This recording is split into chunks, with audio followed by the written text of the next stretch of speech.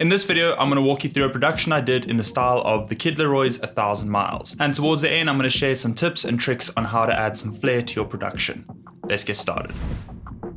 I almost always start with a guitar. This is where I come up with the basic chord progression, melody, and overall feeling of the track. I kept it really simple and just came up with this melody.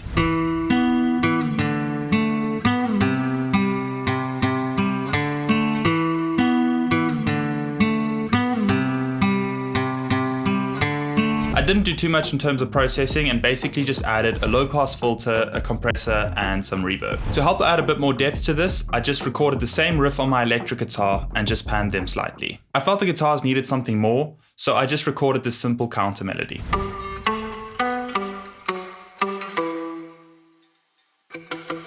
For the chorus, I wanted to change things up. I also feel like leaving the chorus wide open for the vocals helps make it more impactful. So I recorded the same chord progression, but with a bigger, more open strumming pattern.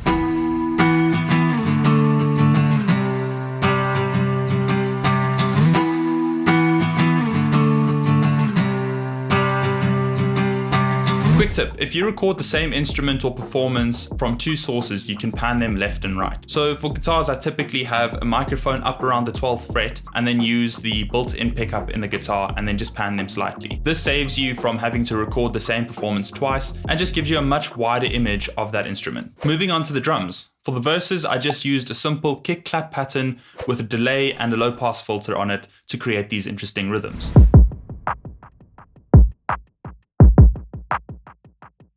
When the chorus hits, the drums open up just to create a bit more movement. It's basically just a two-step hi-hat pattern with claps on the 2 and 4 and some snares on the offbeats.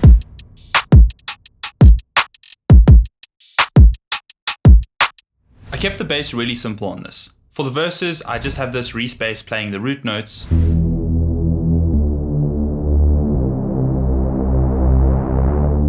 And on the choruses, I've got the same thing happening, just with 808s.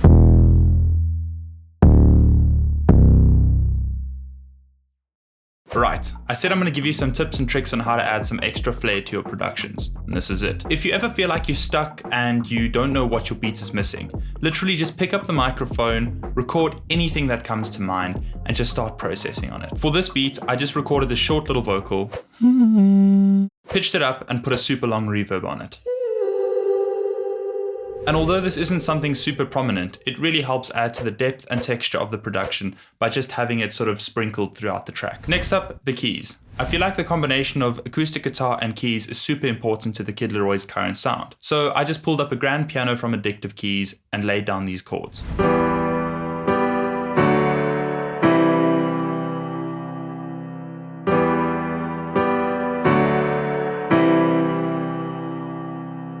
To drive the chorus home, I just doubled up those chords with a bell-like preset from Anna 2. Altogether, they sound like this.